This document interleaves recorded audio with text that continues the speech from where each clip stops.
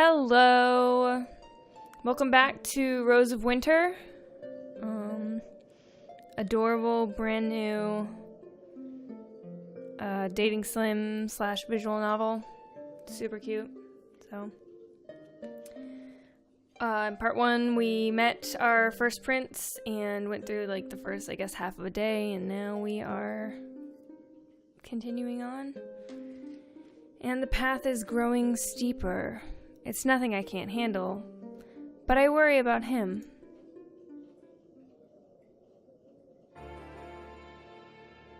Look how sad he is with his little, oh, he's cold. It's almost twilight, and the snow falls heavier and heavier. She's so filled with determination, I love her.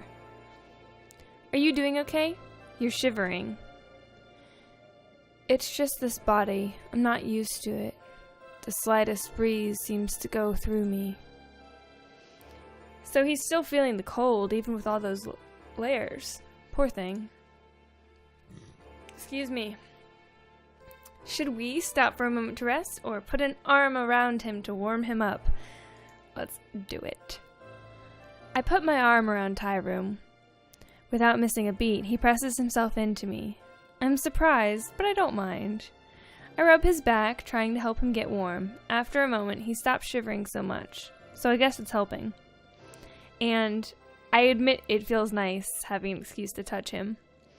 He leans his head against me and breathes deep, smelling my hair. Exclamation point. I don't know. Tyrone, what? Look at his face. Oh my goodness. Look at his little fire eyes. He's so cute. I can't stand it. Ah! Tyrone? He jumps away, like I've terrified him. I didn't even know he could move that fast. Hey, you're going to be cold. Quiet. I'm fine. He's obviously not fine, but he turns and rushes ahead of me without looking back. What a dude. Before long, he stumbles and falls into the snow. I rush over to help, but he lashes out to push me away. His sharp fingernails scratch my skin. Not enough to draw blood, but I'm stunned. It's like a cat that I trusted suddenly hissing at me out of nowhere. Slowly, clumsily, he pulls himself up without my help. He winces when his bare hands have to touch snow. I don't get it. Why is he acting like this? Did I do something wrong?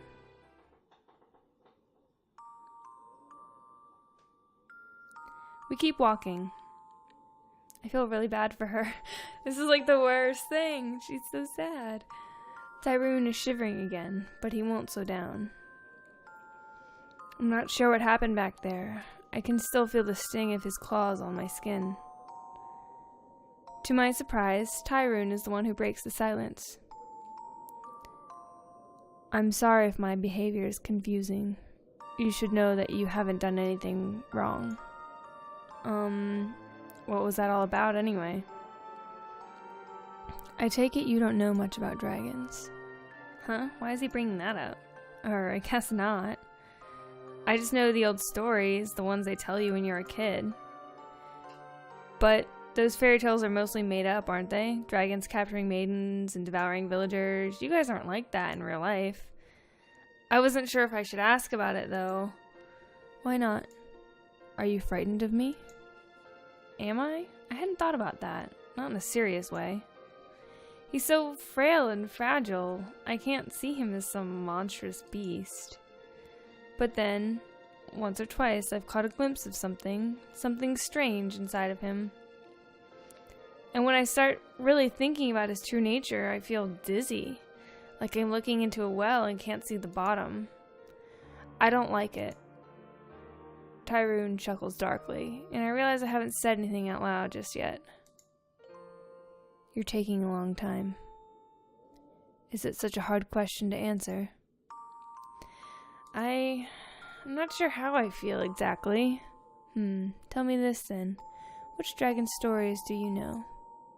What? The stuff for kids? Come on, you don't want to hear that. I certainly do.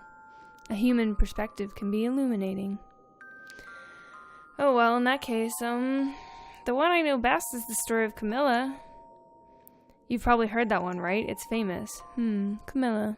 Please, refresh my memory. I am old, and these things run away from me over the years.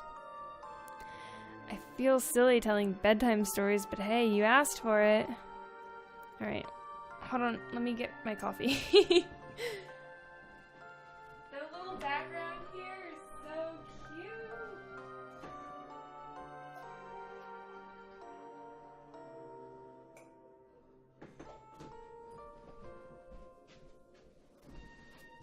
Coffee get. Set it down gently. Let's see. Camilla and the Dragon. She was this woman, the most beautiful in her village, right? She could have married any man, but instead she was wooed by a terrifying dragon. No offense, none taken. The dragon promised her eternal love and riches and glory beyond what anyone in the poor village could ever hope to give her. This dragon sounds amazing! So, Camilla fell in love with this dragon, who was named White Heat, and chose him out of all of her suitors.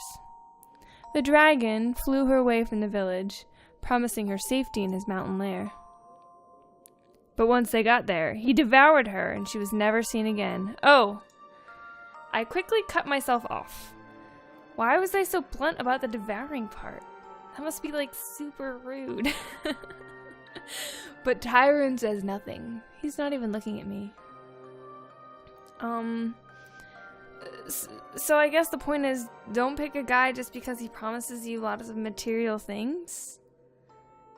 And I always thought that was sad. Did she deserve to die just for wanting a better life? On the other hand, maybe that's just really what happens. People get deceived by their lovers and stuff like that. I don't know much about relationships, so you may be overthinking the story's moral. It sounds to me like a simple warning. Stay away from dragons. Tyrone turns to stare right into me. His face is passive, but something in his eyes puts me on edge. He's so cute. He's so cute. Aw. I'm flustered, but I won't shy away. I stare right back without flinching. Look at her, filled with determination. Oh, she's so cute. I don't know. You're a dragon, and you're nice enough to me. You're very polite. But what if that story is true? What if I told you I was that dragon, and Camilla my lover? The lover I betrayed and devoured? Would you still think me so nice? What? Look at his grumpy face is my favorite. So cute. Hold on. Think. What? No, that can't be true. You're just kidding around with me, right? I do not kid around. I am many centuries old. The story of Camilla and the dragon has endured, where other tales were forgotten. It must have a certain resonance. But everybody knows it's just a made-up fairy tale. Is that so? Tell me, what was the dragon's name again? White Heat? And what does Tyrone mean in the southern language? I only studied a little bit when I was a girl. I know Tyr means white and oh. So you see, I am called Tyrone in the south. There are many words for what I am, but I like that name best. I am called Prince because my mother is called Queen, though we dragons have no such titles for ourselves. But dragons being monsters and eating people, that's just a fairy tale thing. Or at least real dragons only did that a long time ago. Now we all live together peacefully. Isn't that the whole reason you're going to Starlight City? To keep the peace between dragons and humans? You're right. It was a long time ago that I knew Camilla. A different time, more wild, and, in many ways, more honest. It's true that we no longer eat humans, yet we all remember how you taste. Who could forget? He's totally fucking with her right now. Like, 100% fucking with her. For a dragon, human meat is by far the most delicious, nearly irresistible. And I knew, just from her smell, that Camilla would taste better than any other. She was a human worth savoring. You smell very much like her, Rosemary. I feel very cold inside, and not because of the snow. Our truce with humans has let us live in peace for many years. Until now. I haven't yet told you the true purpose of our conference, Rosemary. It is to address the breaking of that truce by one of my kin. A dragon has been eating humans. Very many of them. A dragon's occasional slip-up can be overlooked. But this is becoming a crisis for your people, and he is unrepentant. But, why would he do that? I can't pretend I don't understand his actions. It's why I've chosen to stay isolated from them for so many years. The mere smell can be overwhelming. He looks right at me as he says this. I take a few steps back. As a result of this dragon's actions, our peace agreement may be dismantled. If that happens, our future is uncertain. Even the stars don't seem to know. But you're not like that. You've chosen not to eat humans, so why are you even telling me this? Are you trying to scare me? Even though they are set in that lovely, delicate face, Tyroon's eyes are sharp and fierce. For the first death. For the first time, I understand fully that I am talking to something ancient, wild, and dangerous. I simply want to know, Rosemary. Do you think I'm telling the truth? Do you believe that I devoured Camilla?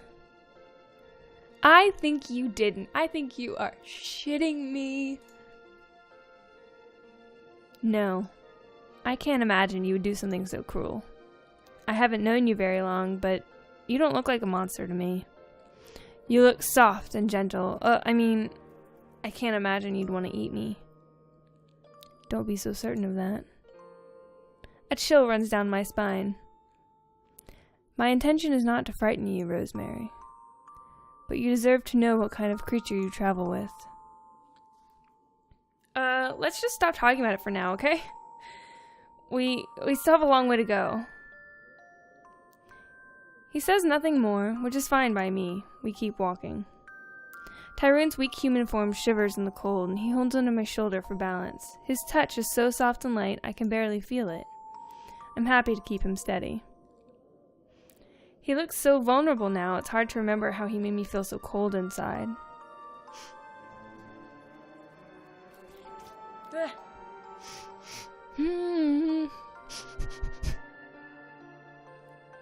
Cut that out. Thank you. As we walk, I do my best to push those dark thoughts out of my mind. Could he really have the soul of a monster? I never had to wonder about things like this back on the farm. All I wanted to be was to be a knight and fight stuff with my sword and not worry about anything. Oh, a little cave. So I think he's completely fucking with her. I think that he and Camilla lived happily ever after until, she died because she's human. And they didn't see her because she's living with a dragon. Why would you ever go back?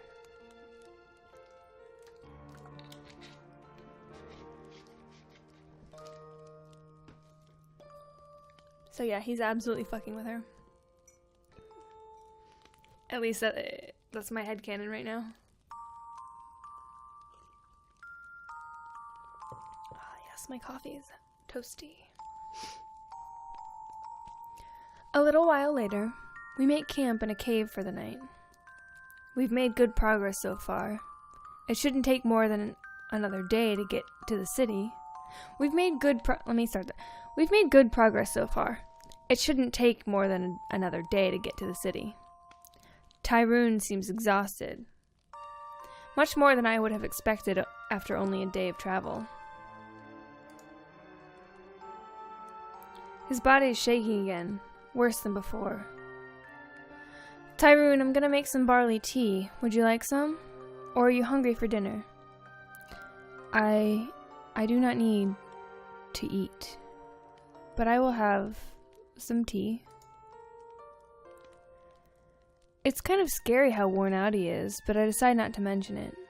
Instead, I pour us some tea and we drink it together.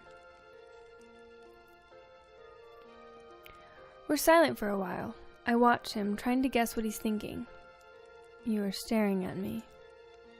I'm sorry. I can't help but wonder. Are you not hungry because you ate something else? I had a large meal of fish before leaving for the city.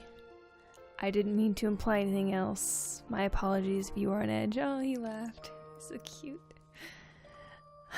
Sorry, it's been hard not to think about it at all. Sorry, it's been hard not to think about it, is all. So, do you mostly eat fish then? Yes, they are very large where I live. I like to have deer sometimes, when I can get them. I live alone, on a rocky island in the sea. It is much warmer there than here. I feel myself relax. It's nice to talk normally again. Sounds like a nice place. I bet it's pretty. You might think so. Camilla certainly did. Camilla, huh? Let's change the subject. See? He's totally fucking with her. He's 100% fucking with her. What kind of stuff do you do during the day? Besides, like, feel the magic of the stars and whatnot. Dragon-y stuff? Like, count your gold pile or something? Oh, yes, of course. I also kidnap lots of innocent virgins. So you'd better watch yourself, Rosemary. Who said that I was? Shut up. There you go. My attempt at joking around. Was it funny? Yeah, hilarious. No, I don't have a hoard of treasure. I mostly spend my time thinking, remembering. Remembering what? Things that were important to me. Or even things that weren't. Hold on one second.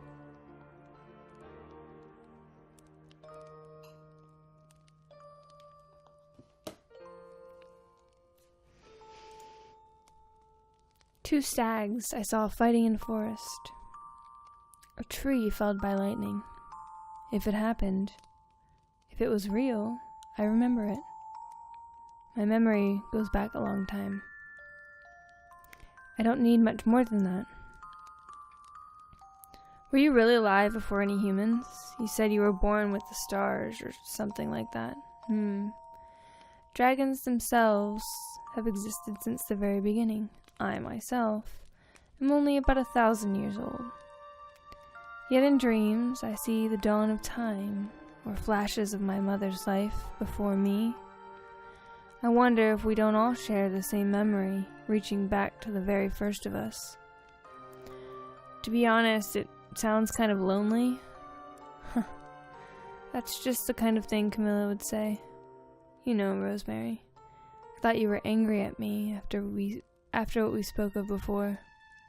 No, not angry, just kind of confused. If dragons really love to eat humans so much, is it even safe for me to be here with you? I really wasn't trying to frighten you. Believe it or not, I like you.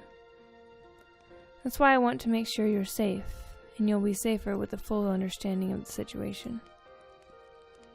Do humans really taste that good to you? It's strange.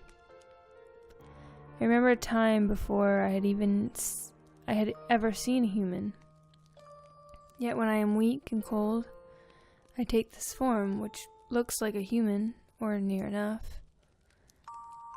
Has this face lain dormant inside of me, even before I would have been able to recognize it? Or have our encounters with humans caused us to mimic your form? It's weird to me that you, of all people, don't have any answers for these questions. Oh, I don't pretend to understand ancient magic. I just live by it, and try to give it some thought now and again. You humans are magnetic. or invasive, to put it another way. We dragons have existed before everything, yet humans have had a profound effect on us, more than any other creature in this world. You mean, like, because of how we taste to you? Why are you so obsessed with this whole eating thing?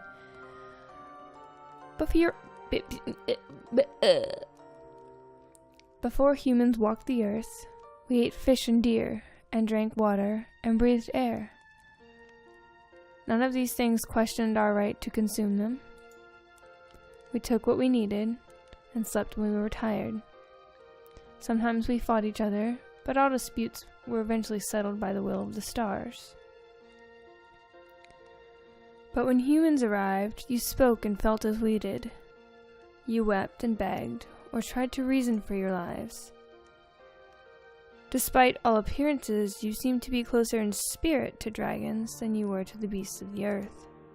Before humans, a dragon's actions were never right or wrong, but now we wondered if eating a human was evil. The stars were curiously silent on the subject.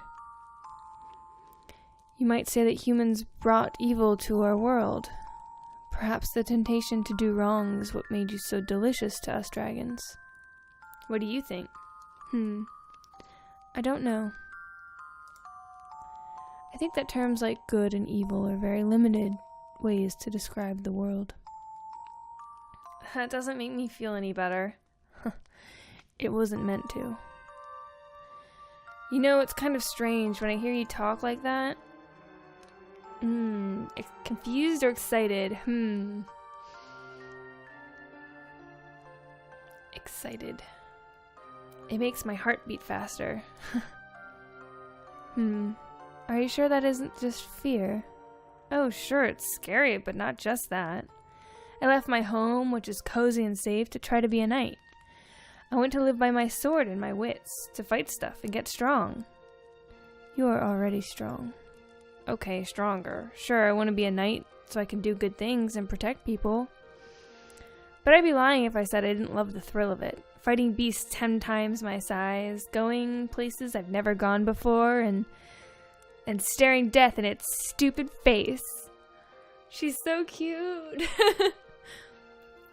It sounds like that's the kind of world you live in. It makes me wish I were a dragon too. I'm surprised you would say such a thing. You seem so sweet and kind-hearted to me. I can be both. Yeah, well, that's how you look to me. Yeah, well, that's how you look to me. Looks can be deceiving. I'm not totally serious. Of course, I don't really want to stop being a human or anything like that, but wow. I just don't know how to describe this feeling. You live by strength, take what you need, and don't care about anything else. You're so lucky. I am very tired. Will you help me take off my robes so I may sleep? Okay. YouTube, if this gets too PG-13, I might have to censor something. I don't know. I don't think this game has anything like that. On that note, we're gonna stop the episode here, so catch us next time for part 3 when apparently we're getting naked. Yay! Bye!